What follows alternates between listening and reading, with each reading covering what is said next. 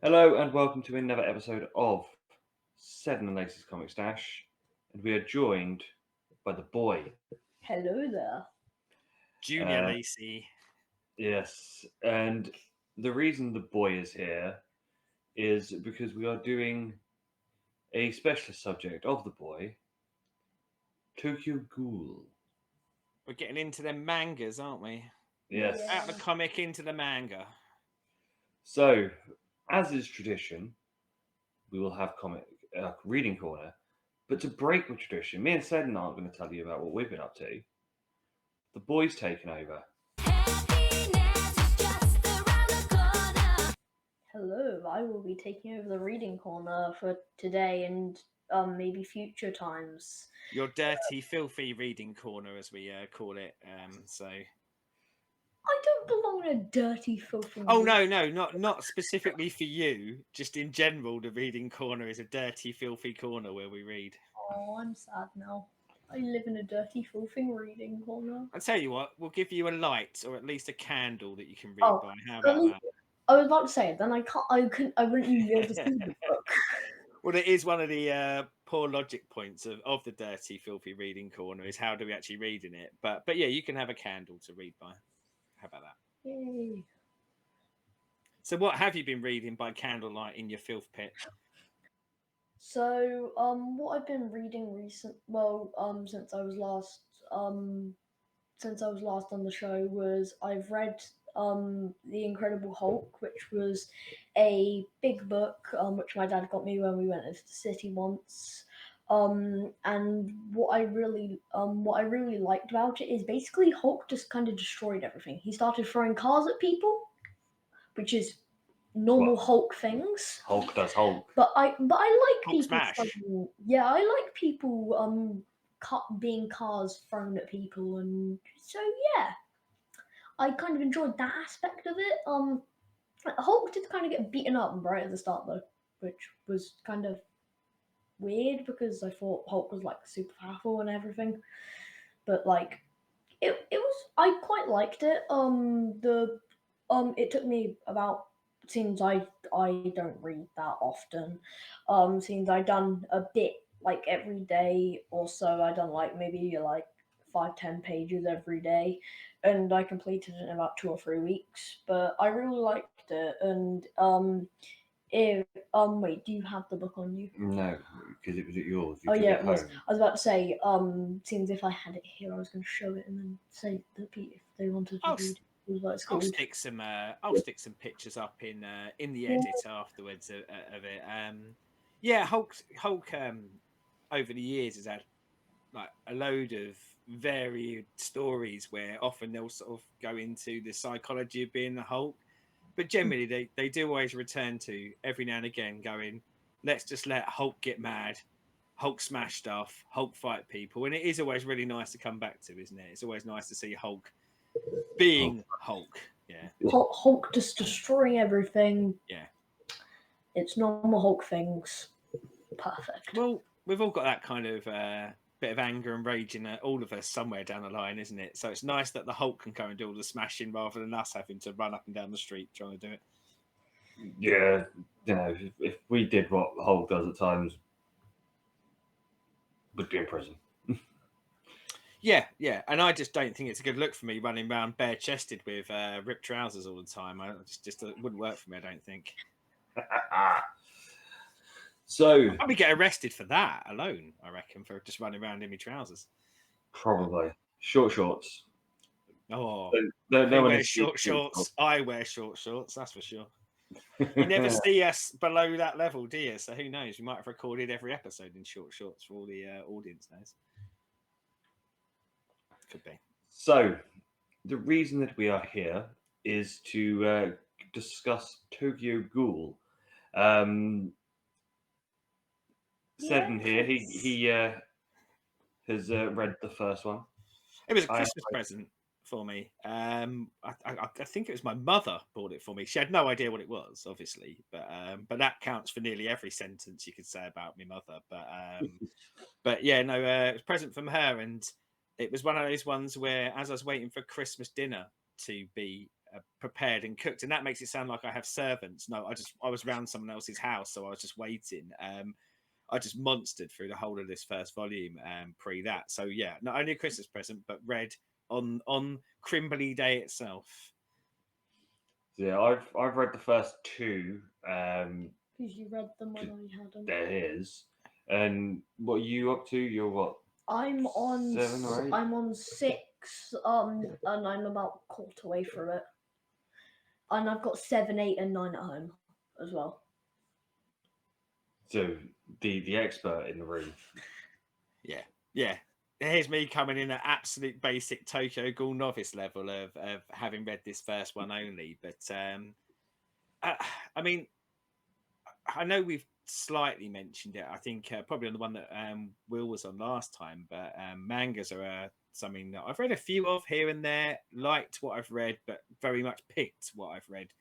But I decided, and one reason why I got it for Christmas is I just put a few volume ones of a few things on my wish list, kind of hoping whatever I get, I'll kind of randomly read through and see whether they were any good. And this one, of course, comes with an anime as well, doesn't it? Which I haven't watched yet. I guess we can touch on that if you've watched it. Like, no, I haven't, because my mom's like, "Oh, it's an 18. You're not allowed to watch it," and I'm like, I've been able to play 18 games. I'm allowed to watch other 18 stuff. Yet, oh no, you're not allowed to watch it. well, I did wonder what the anime would be like violence-wise, because even in the first volume of this, it doesn't shy away from having a bit of violence in there and a bit of blood and a bit of death. So I did wonder, but it is something where I thought what I'll probably do is read a lot more before I watch the anime, because I guess that's the hard thing sometimes when you tweak into the anime, you can get so ahead in the story that I don't know, it takes away the compelling part of reading it sometimes. So the anime's on the back burner, but that's something I hopefully I'll get to at some point this year. Yeah. So with me, obviously, I was reading this because you got it and left it in mine. And I was like, oh, let's have a read through, because I'm not a manga boy. Don't do much in that world. So I sort of was like, oh, I'm intrigued. So sort of read the first one. Then you left the second one at mine and read through that as well. And obviously that's where I stopped, which sort of tells you roughly where I am with this. It is. I don't think this is for me. This manga as a whole, I don't. Well, at least this style um, doesn't grab me or sort of draw me into sort of go. Ooh, I must devour and eat all of it. But that's one of the reasons why you're here, because you can give voice to my, abject misery of all things. And you're here to be the joy to your dad's grumpiness. Yeah. the reason I like it is because I like animes in general. I've watched loads on Netflix. And my first one, which I watched, was kind of with my stepbrother, and I kind of liked it. It was right, and then I thought I'd try something different. So the first one I had was One Punch Man, which was alright, but the thing is, Seddon's going to grab in his bag of wonders. Yep, I thought one of the things that's on my list to get to, another Christmas present for me that was, and I haven't started that yet. So yeah, One Punch Man's in the mix as well. And yeah, I didn't really like it. And then I was going through Netflix and I found Seven Deadly Sins, and I really liked that. And they keep on making new seasons. Last time I watched some was season 3. I went on there like maybe a week ago, and now they're at season 5. I didn't even know about it. Yeah, I seem to remember it wasn't that long ago, probably just before Christmas, maybe November time, when the latest season of Seven Deadly Sins went on there. And I've never watched an episode, but I did see it go on there, and I thought, oh, I added it to the list, the long list that I'll probably never get to. But yeah, that's definitely a series that I've got added to my list. But yeah, I thought it was really good in my opinion. And then the other thing I was watching was Sword Art Online, which I really liked. I really liked all the characters. I liked the unique designs, and the only thing I didn't really like was there's technically two parts of the world. One season is actually Sword Art Online, the game, where kind of at the end, if you kill anyone, you die in real life. If you die in the game, you die in real life. I'm liking the sounds of So this. yeah, so Kirito, the main character, kills the big bad guy, and yeah, he kind of so he kind of gets everyone who supposedly died out of the parallel universe, I should say, and then the person who he fell in love with in the story, he goes to the hospital she's in, and the guy who created the game and who lost to Kirito actually killed him in real life at a hospital car park. Spoiler. See this though. This sounds right up my alley. This sounds like one that I'm going to have to add to the wish list and probably pick up the mangas and watch the anime of. It's reminding me very much of something we've recently been watching, which I've added to the wish list to pick up the mangas of, which was Alice in Borderland, which we've just watched the 2 seasons of that on Netflix. And admittedly not a video game kind of parallel, but it sounds like it's got some storyline parallels there, and I absolutely love that. So, yep, Sword Art Online, check, added to the list. So obviously with this, obviously it all starts with the cartoons and the for you then. So why and where for Tokyo Ghoul and that? Kind of just saw it in Waterstones and went, "This is interesting." Picked up the first book, liked it, then just kept on picking up the books, and it kind of turned into like a hobby of reading it. And the only reason I found out about the Tokyo Ghoul, the actual Netflix series, was when I was searching for a new anime after One Punch Man. That came up, and I just went, "This looks a bit weird." And same was there was another one, Demon Slayer, which I've been trying to watch and I can't get it because my mom's just like, "Oh, Seddon's gone into his bag of books." Demon Slayer. That one though, I have watched the anime. I watched the anime first. The anime's fantastic. It's I really wanted to watch it as well, but my yeah, no, mom's like, "It's an 18, even though no, it isn't. It's a 12." yeah. I was going to say I don't remember it. I don't remember what certificate it was, and as much as there is some fighting, some kind of bloodshed in it, it's not something that jumped out at me of being particularly sort of scary or gratuitous or anything like that. So yeah, I would say it's watchable, but then I'm not your mother, so I don't really get to tell you what you can and can't watch. But you know, if you're around here, I'd let you watch it. I say that about it. What? It's funny you say about Tokyo Ghoul and like it grabbing your attention.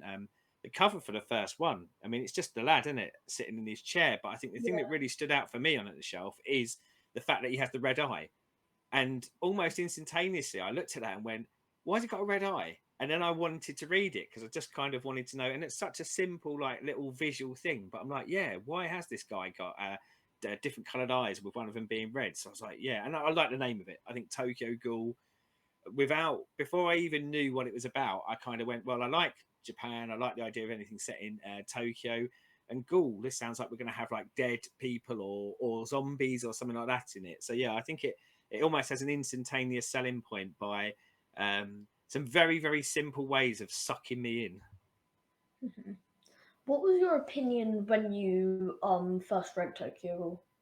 So I really liked it. And I was a little bit tentative going in because I'd added it onto the list for a while, and your dad had told me what he thought of it when he read it, and I must And he admit his description put me off a little bit, It's a bit but light, like it's yeah, not his quote.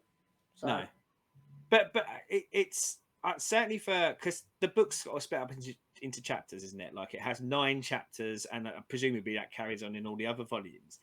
And in that first volume, it is quite, I'd say, generic in what I think of a lot of mangas. Like you have the main character, Ken Kaneki. He's kind of a geeky guy, like a bookworm, and he's got his funnier, more popular friend who mocks him a little bit. Like they're in a restaurant, aren't they? And he's talking about his dream girl is there, and he's really worried that his friend's gonna mock him or embarrass him in front of that, or get him banned from the restaurant where he is. And it feels very, very much like how we do a lot of these stories. But I think the thing that I really liked about it is it starts from there, and whilst doing all this, it's given us the little hints that as much as human beings have always been the top of the food chain, there's suddenly this kind of new rise because it's on the news and things like that. That there are other creatures, let's say, out there, ghouls, who seem to be eating humans, and so you're getting little snippets of the story as you go along. And I think I like that from chapter 2 onwards,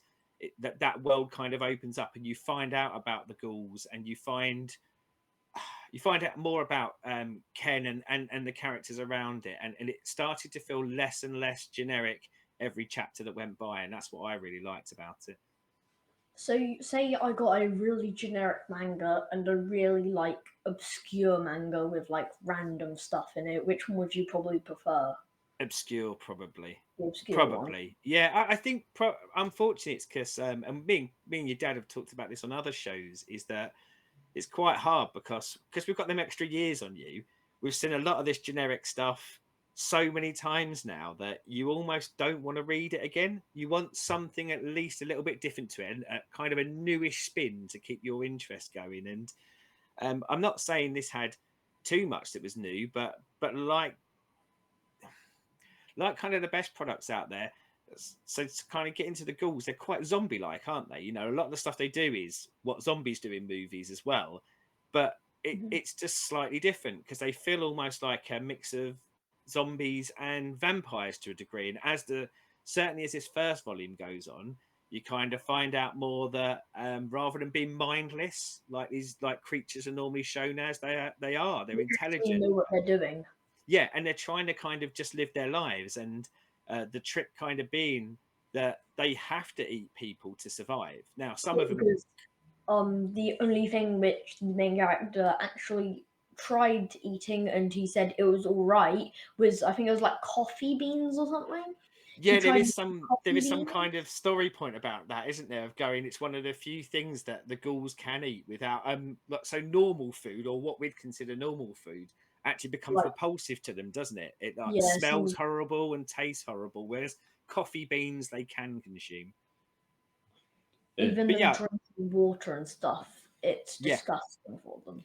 Yeah, and even as this first volume goes on, it's something that the world, and as I say, the world is starting to learn little snippets about the ghouls. And there's a part in there where they're talking about this rejection of food, and it's almost been a public service announcement to say, if you've got any friends who've recently stopped eating the normal foods, watch out for them. They might be a ghoul. And yeah, I like that. Again, interesting like little twists to it, things that they can pick up on and they can come back to later. And like for the purpose of this, our hero, I guess, of the piece, Ken, gets his date, doesn't he, with his dream girl, the dream girl that he has been following in the restaurant coffee shop. And unfortunately, like all of us probably find out at some point in our life, our dream date with our dream girl didn't quite work out how he wanted it to. Although for most of us, that just means that we didn't like them or they didn't like us. But in this case, unfortunately, he finds out that she is a ghoul, and switches from a very, again, I'm going to use the term generic, very sort of generic manga female character of, she likes the same books as him. She's quite a bookworm, quite geeky as well. But when you get that reveal that she's a ghoul, oh, she turns quickly, and she's very much like, oh, it's only kind of really playing along because I wanted to eat you. And yeah, I've not had that on a date, thankfully, ever. Otherwise, you probably wouldn't be here if you got eaten. Yeah. I'm a quick runner though, so I might have got away. See, this is the thing with this. I do like that they are taking certain bits that are standard tropes of horror and putting a spin to them. So the fact that they are sentient, the fact that they are, they don't eat just for the sheer fact they have to eat. they eat because they're hungry, like normal humans get Yeah. hungry, but they can't eat human food and things like that. So the concept behind it, I do really like, and I like the fact that they did move it slightly to a more different way of doing a monster story. Um, but what got me was it is with the art, because it being black and white is fine. I've got Yeah. nothing wrong with that. But it just looked a lot like all that's the standard style manga art that does make you sort of want to wonder about the sort of people that read lots of it and check the hard drives. Well, see, now that's the thing. That's the thing that put me off it, because you said that to me. So I went into it kind of going, okay, it's going to be the every shot is someone in a schoolgirl outfit bent over as they're speaking and things like that. So I was really quite reticent going in. I don't know. I must have a different volume to you, because I saw none of that when I read it. Now, don't get me wrong; it has some standard kind of manga stylage to it, or certainly what I've seen as manga styling, the way the characters tend to look. And quite often you will have people dressed in certain ways.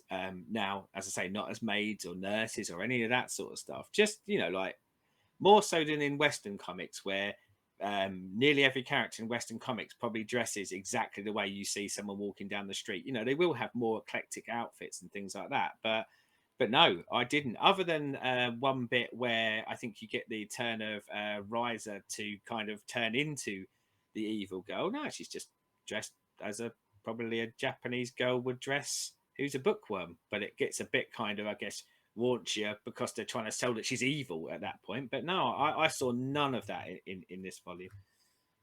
Yeah, and there's definitely more of it in two. Um, Again, it has been a while since I read it, so but yeah, no, that was the thing with this. But you're the one on this. Obviously, in the later ones, does it still look the same as it does in the first one, or what happens with it, or You does it you get more? kind of find more ghouls, like it's more of a common occurrence, and they kind of dominate. They don't. It's not like you'll find maybe a ghoul in every like 100 people. No, you'll find a ghoul in every like 3 people. So they're more like dominant, and the world population goes down. Everyone on the news is really worried about it, and then the ghouls start fighting each other because they want more food. They as they do in the first, but less of them are fighting now because they all want to work together. So then they kill all humans, then they'll start killing each other. Well, I am after reading it, I went straight out and picked up volume two. Because exactly what you said there, Will. That's one of the things that I was really interested in it. Of going, they'd set enough they'd set enough out in this first one that I thought there's some really good ways they can go with this. So you sort of said about the different groups of ghouls. So towards the end of this, Ken kind of gets with what I would refer to at this simple stage of going like a nice group of ghouls. They're not actually eating people. They're trying to do everything without going out there and eating people every night. But also through this volume, you saw let's go more traditionally evil ones. Like there's a guy at one point who's just attacking a victim in an alleyway, and it smacked to me of that's where they were going to go. Is that over time you were going to see sort of different factions of ghouls, people who wanted to live a certain way, and that was one of the selling points for me. And you say about um, ghouls becoming more of in prominence. To bring it kind of back to what we used to maybe in more of our superhero universes, it felt to me like because they have powers and they're inherently kind of stronger than humans, is that it would allow you to maybe each volume have a big bad like you used to have in Buffy. So there would be a particular ghoul, for example, that might be trying to take power or trying to get dominance over other people. So yeah, it felt like it had. It feels like, sorry, that it has a lot that it can do and a long way to go, and the ability to, I don't know, get its hooked into you every single volume, whilst you follow obviously the story of the main characters. So, doing it in a non-spoilery way. Hmm. Obviously, you know where I jumped off. You know, Sed's only Yeah. on the first one. Well, Sed's actually on the second. Sed's read the first. Yeah. Ah, he schooled you there. What is the overarching of the story going forward? Because you said there about obviously the increase in ratio for ghoul to human and the power struggle that goes on. Do do we get more main characters, or does it stay with Ken and the group that we get at the beginning? You get a bit more main characters. Like in every book, you get more. Like most likely, I'm just the star 6, and the character on the front page hasn't been introduced yet. But I think he's probably going to be another ghoul. Since in 5, the person on the on the front of the book was a ghoul. Other Yeah. than number 4 was actually agent who killed I think it was he killed a load of people, but he isn't a ghoul. That's the thing. He was doing it for fun, and he tries to fake people being a ghoul, and then he kind of goes a bit rampage with all the ghouls, killing loads of people, and then he kind of turns on them. See, I'm liking the sounds of it. The more and more I hear about it, and as I say, all I've got to go on so far is the one volume, and that was enough to get me to buy another one. I just wanted to quickly jump back to I know we were touching on the art, but the kind of art, and excuse me if I butcher how to pronounce his name, but I think it's Sui Ishida, and does the writing and the art on it. And I really liked the art in this. I thought, bearing in mind there is death and violence in here. I thought it was done in a really kind of compelling and interesting way in its black and white style, and seeing Ken transition into part ghoul, stroke ghoul, and things like his eye going, and when they manifest ghoul-esque powers. Yeah, I really took to it. I thought the art in this was really good, and hoping that it kind of stays to that high level all the way through. And the thing I like about the art is that they'll only put color in like when you'll find like a dead body or like Yeah, blood. I liked that idea, and the other thing that I really liked, it's kind of related to the art, is the at the end of the book, there's kind of like the separate kind of mini series, yep. which yeah, and I really like the art on that, which It was is a real treat as well when I got to that bit, because I thought, oh, that's the end of the story, and I thought, oh, I thought the next couple of pages were going to be something like, credits, thanks to so and so for this bit, and it was lovely the to get that little kind of mini little extra story. story, little mini story. Yeah. So, other than Tokyo Ghoul, is there any other mangas that you've read that are similar to Tokyo Ghoul that you would? The only well, there's one which I want to read, but like I don't know if it's kind of related in any way, but I think it might be, and that is Demon Slayer, because it sounds like lots of killings involved, and it's kind of like, I'm gonna guess it's kind of like Tokyo Ghoul, seeing as the ghouls are like the kind of good guys in a way, and technically bad guys. Maybe the demons are technically like the good guys and technically the bad guys, but I don't know. Seems I haven't watched it or read any, but Pretty much spot on. It follows my that kind assumption. of. It kind of follows that leaning to horror. So, whereas I say this feels like that a bit of a mixture of zombies and vampires.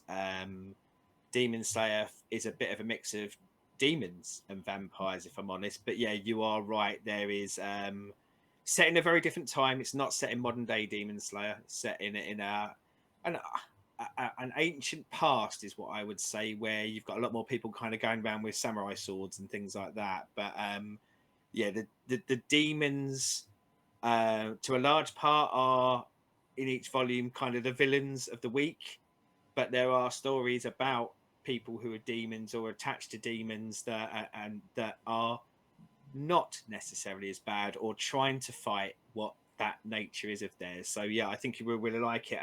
As I say, I've watched the anime. I've not read the manga yet, but what I'll do, Will, is when I finished with volume 1, I can't remember. There's something else I said I'd send up to you is in a care package, Lacey, that I can't remember that we were going to do for the show. But whatever that is, remind me. And once I've read Demon Slayer, I'll send that up to you, Will. So you can at least read volume 1 and see if you liked it. But Yeah. I was a big fan, and yeah, it has a lot of similarities in style to Tokyo Ghoul. So maybe that's why I took to Tokyo Ghoul so well. Okay. Yeah. So obviously, with me, I might come back and look at more of this at some point. I might, just steal the rest of them off you at some point. Well, so say that's the nice thing. You've got someone sat next to you who's gonna have them. So you almost might as well, mightn't you? But And there's a separate series which is called Tokyo Ghoul XA, which is kind of a spin-off series, kind of set off after it. And then there's another one called Tokyo Ghoul X, which is set before Tokyo Ghoul. See, that's where they get you. yeah, that's where they get their hooks in. I'm all for it though. I'm all for it. I haven't read any of it. It just seems I've seen them in Waterstones as normal. Because I think Yeah, well- is there 14 volumes of this? No, of the normal Tokyo Ghoul, I think it goes up to like 20, mid to late 20s, and then XA goes up to like mid teens, and then X I actually don't have a clue. Well, I know we said it before. That's one of the good things about mangas and Waterstones, isn't it? Because I mean, I went in there just after Christmas to see if I could pick up Alice in Borderland, and unfortunately, they had every volume except for volume 1, so I haven't picked that up yet. But it is that you get to kind of see these things on the shelf, and sometimes the only drawback though is that there can be so many volumes that you think, blimey, will I ever get through these? Like One Piece being one of those. One Piece is one that I've heard loads about, but it always a bit daunting because there seems so much of it. Yeah, seems on the TV series. There's like 1,200 episodes. It's the longest manga that the world has created. The other one, which is close, is Death Note, which is like 700 something. Death Note is one that I've read. It's one that I've watched. And that very similar to what you were saying about what Tokyo Ghoul does. Death Note at certain points has had prequels, sequels, etc., and spin-offs. Death Note, so far in all the mangas I've ever read, is in my top 2.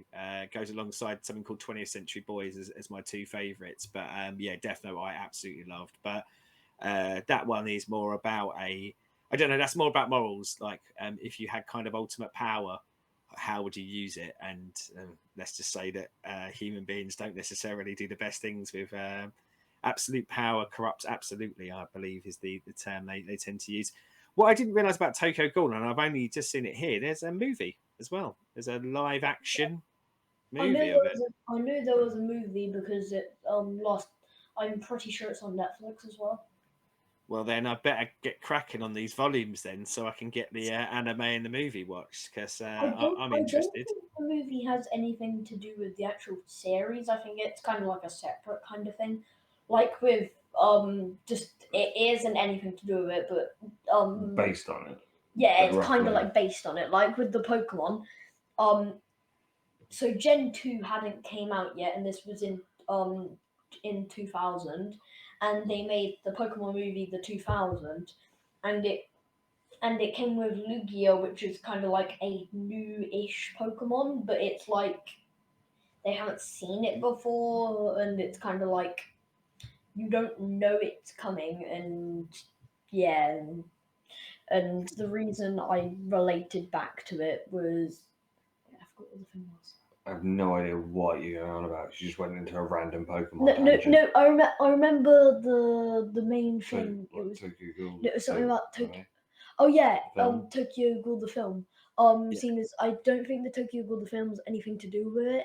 Seeing as the Lugia wasn't anything to do with the film. It's just the film was named after Lugia. So I'd just be interested to see how they did it live action though, like in any way, because this like from reading the manga, I think if you were going to try and transpose that into a movie, I imagine that would cost a fair few bob. So yeah, I'd just be quite intrigued to see what it's like. You know, See, often the movies are based on the story rather than actually taken from the story, aren't they? But yeah, I think that would be. I think I'll read the mangas, watch the anime, then watch the movie. I think I'll leave the movie till last. yeah, it's one of those with the concept of what they've done. I think a movie based on that concept could be, something I'd watch. Um, but I take it from what you've heard today. Then said you are sold.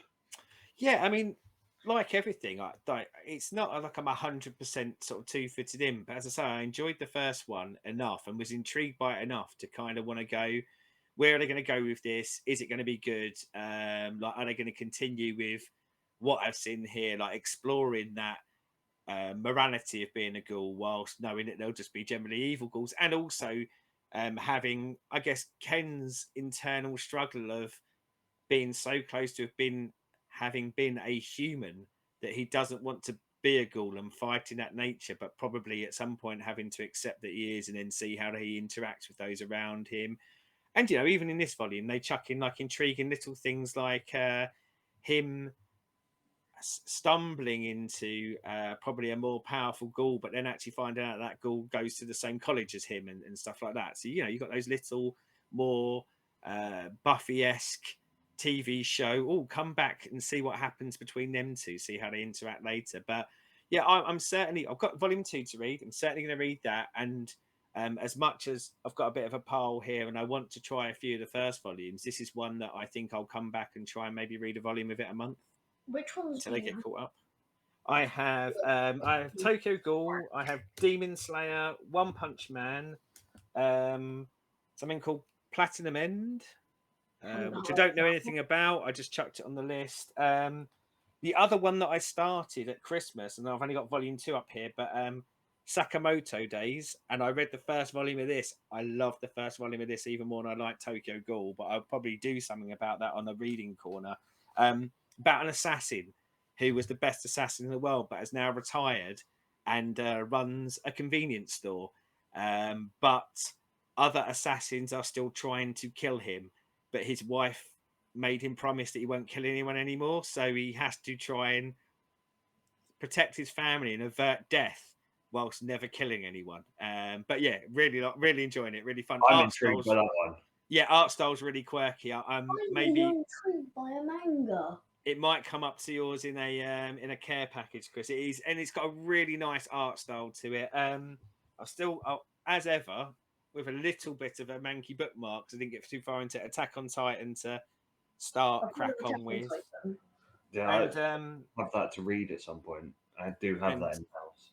and Asadora, which is I know nothing about it other than the person who writes and draws it, Naoki Urasawa, wrote and drew 20th Century Boys, which is my favourite manga ever, alongside Death Note. So I thought I'd pick up what he's doing now. So there's a kind of nice little part of them to get through. And of course, like anything, the like comic books that you don't. You said like there's 20-ish volumes of Tokyo Ghoul. I'm sure. I mean, I know Demon Slayer is still going. Attack on Titan, I think, has got tons of volumes. So once you read one, you're probably, if you like it, inclined to read the others. But I think there's a nice sort of taster. They're almost like first issues of a comic book, aren't they? So I thought I'll get a load of first volumes and then see how I go. But yeah, plenty for me to read and plenty for me to get into. Because I've got a load of free time and I don't have enough to read already for this show. So why not take some more on? So as always, like, subscribe, ring the bell, all the YouTubey things. Any manga recommendations? Chuck them down, Drop or if me in you've the read, comments. if you've read Tokyo Ghoul and you like it, or read any of the Seen the other film. ones we've mentioned, seen the film, watched the anime. But yeah, I'll be interested. As I've said, I've got a load on the plate, but I'm always looking for kind of new recommendations. So anything anyone can pop down in the comments would be very much appreciated. So until next time, and Don't eat any humans. Don't eat Yes. humans. Do not Yeah. be anything like the ghouls. Yeah, no ghoul behaviour. And next time, I think by the point when we record the next one, we should have the solicits for March. We'll probably Yeah, be a we new will show. do. Yeah. March is out there, and we probably would have done it sooner, but Christmas happened, so yeah, we'll do Marches. So yes, so next will be our monthly news and release roundup. And until then, We'll don't eat humans. Don't eat yellow snow either. It's not good. Yes. And until next time, goodbye. Bye.